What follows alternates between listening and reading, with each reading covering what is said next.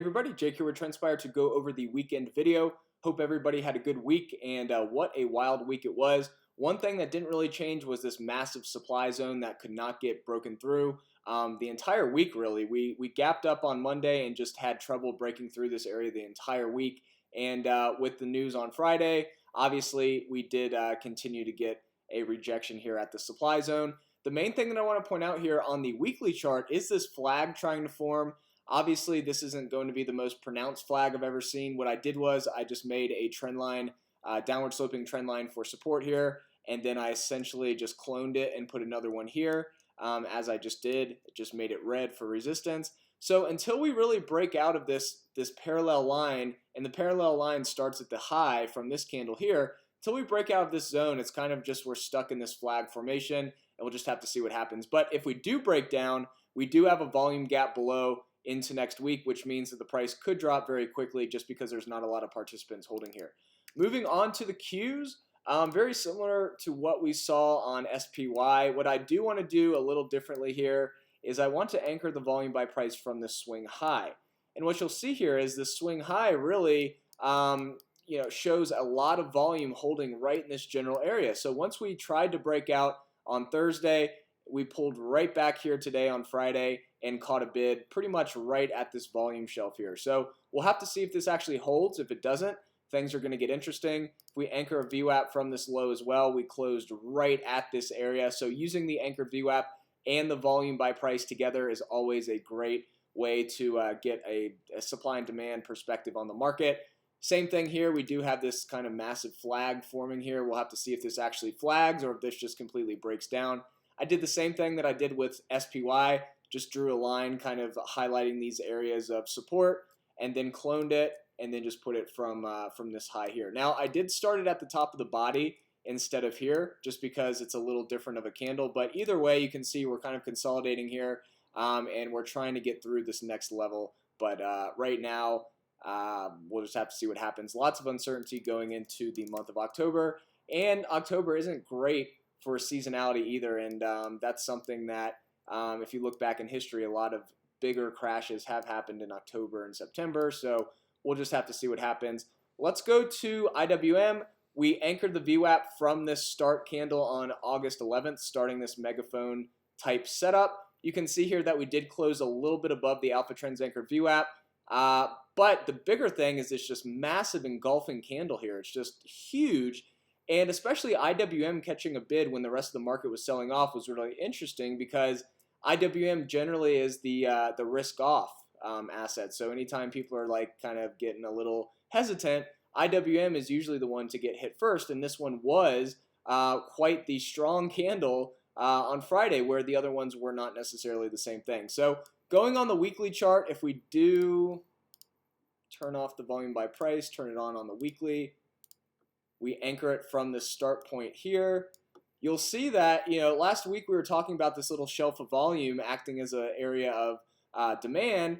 We did bounce off that area again, and we moved up right to this symmetrical triangle here. The previous support now acting as possible resistance.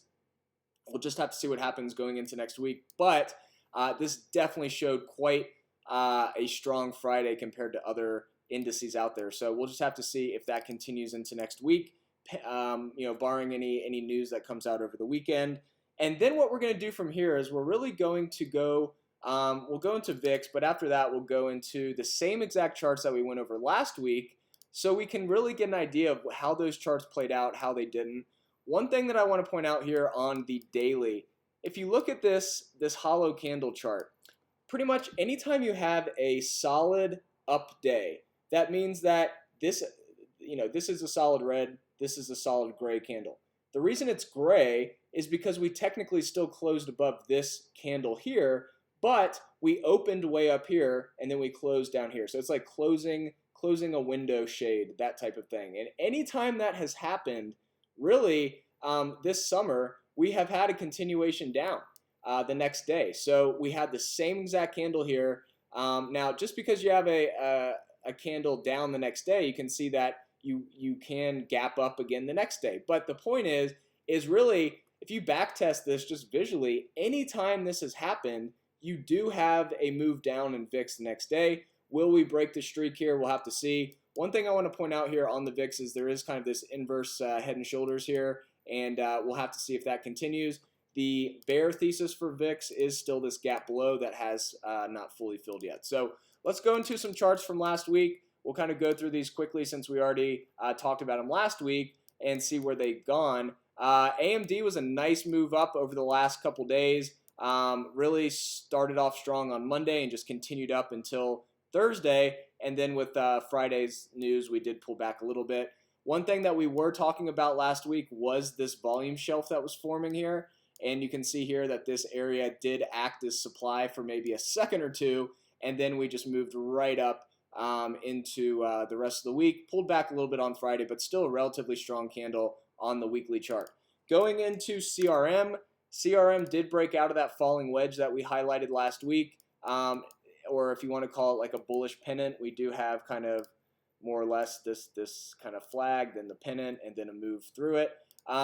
Will we retest this previous area of resistance acting as support now? We'll just have to see. But the main thing that I want to point out here is on the weekly, if we anchor the volume by price from this March low, you'll see that we really didn't get through this shelf of volume. It kind of acted more or less as possibly a supply zone. However, as we talked about in the last video, we have seen this before where you just consolidate for a couple weeks and then break out off of the shelf, and it kind of acts as a launch pad for price. So will that happen into the weeks ahead? We'll have to see. If we did break down this previous area of support, this trend line support would be an area of interest below. But remember, we do have quite a volume gap below on the weekly, and if we did start breaking down, that could accelerate as there's not a lot of participants holding below.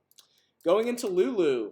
LULU was one that we talked about, the gap snake, i.e. The automated gap detection we have on TrendSpider. If I turn on the gap snake, you'll remember from last week, we were talking about this gap above, and we did start to fill it. As you can see here, the gap snake is getting a little smaller as we started to fill, pulled back. But on the weekly side of things, we did break out of this volume shelf area, and there is now a close above this volume shelf, which could continue to be kind of a launch pad for price moving into the middle of October. Going into SQ. SQ was one that really just held its own this week, very strong. Let's turn off the gap snake here, and we'll see that we're just in this massive ascending wedge here. I mean, it's kind of fascinating how big this is, and it's just really just riding right up along this support zone. And on the weekly side of things, we did continue to break out. You know, what I like to do is I don't like to say that this is an ascending triangle breakout until we break this previous high. If we were just looking at where we closed in this area of resistance multiple weeks in a row, technically I guess you could call this a breakout, but I would really want to see the price break through this previous high here before getting too excited. But all in all, this looks pretty strong going into the week ahead, and as traders, we just have to see what the market's going to give us and go from there. Going into SE, you guys will see here that SE did break out of that symmetrical triangle a little more after we talked about it. However, pretty much pulled back almost right to where we started on Friday of last week, and we'll just have to see where this goes into the week ahead. But the weekly candle still shows quite a bit of volume holding in this volume shelf area. Remember, we just anchored the volume by price from this March capitulation point, and you can see that this did act as a nice area for volume. Same thing that we were talking about on, I think it was CRM. Notice this kind of looks similar to the CRM candle. We consolidated for a week, and then we continued to move up after that. So will that be the case on CRM like it happened on SE? We'll have to see. But all in all, you know, this candle, even though we did close higher than last week, we did close below the open for this week, which is why we have that solid gray candle instead of a hollow white candle. So that's just a way to read the hollow candle charts if you're not familiar with them. Let's go on to ROKU. ROKU, I mean, talk about the opposite of SQ. We're pretty much on the opposite side of this, where instead of being riding up along support, we literally tagged resistance on this ascending wedge perfectly on Friday, and now we're trying to figure out where to go. However, the longer term chart clearly shows a breakout here. You can see how well the price respected this volume shelf, and this volume shelf has acted as a launch pad. Same thing though, let's anchor it from this capitulation point. Doesn't really change the volume by price much, but you can see that we really did bounce nicely off this area over the last couple weeks. So Strong breakout. If if this continues the way it does, this is maybe when you throw some fibs on there, and then is this 1.618 above around 250 the next level? We'll just have to see and go week by week here. But that is the view on Roku. PTON, same exact thing. We did ride right up along this this resistance zone. We haven't really changed this chart in like 3 weeks because there's no reason to if the price keeps respecting these areas. But really nice that we rejected right at this previous area of resistance. This dashed area is resistance that has been broken through before, but it still acted as a zone of resistance. Rather than just having the solid line that was highlighting kind of the wick-to-wick candle, or excuse me, the wick-to-wick trend lines here.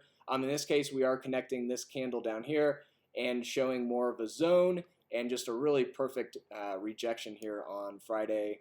And that's just crazy sometimes how well trend lines, just a simple line, can really make the market, and that's exactly what happened here.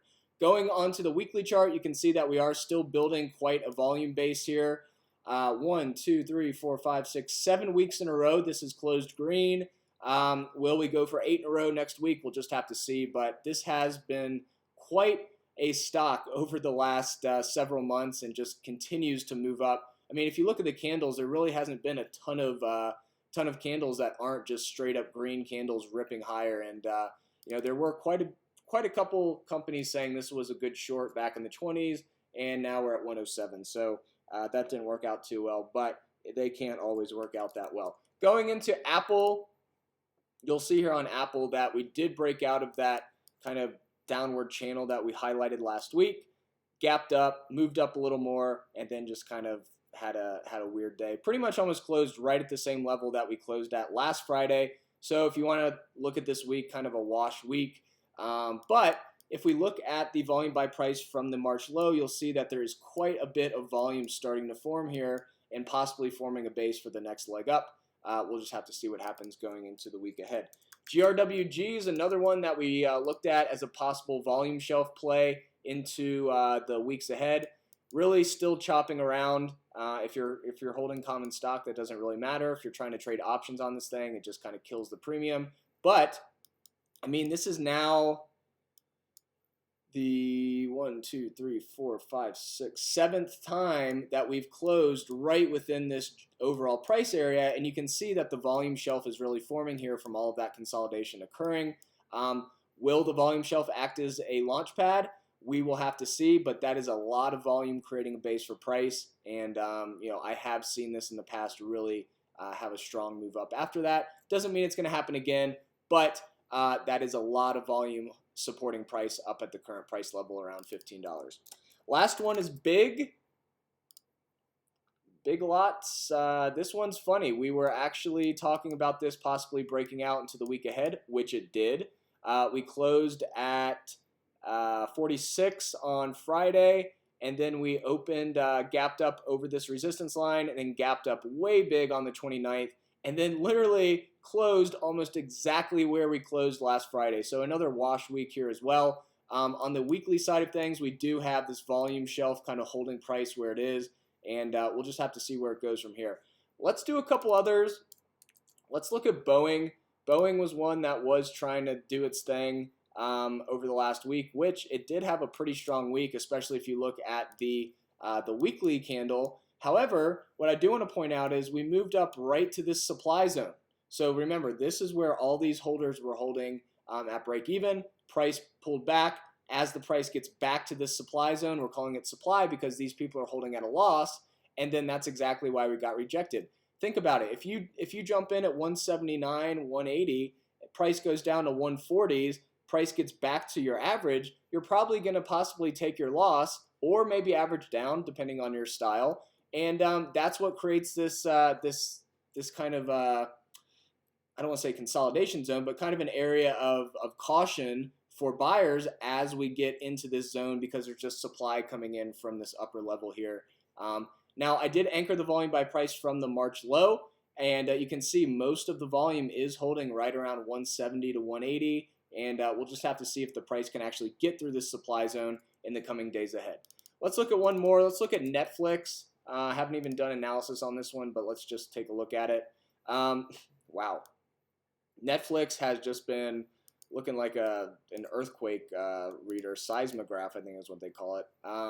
It just up and down, up and down. Really not a lot of direction. But if we do go to the weekly chart, you'll see here that we are really forming a base here from the March low. A lot of volume holding here. Will this create a base for the next leg up? We'll have to see. But that is quite a wick on the weekly chart, and we'll just have to see if that does have buyers in it or not. And that will be a lot easier once we have the weekly raindrop, which will be coming at some point in the future. And this will really help swing traders and position traders once we have those longer term raindrop charts. So hopefully this video was helpful. Hope everyone has a great weekend, and we'll see you next week.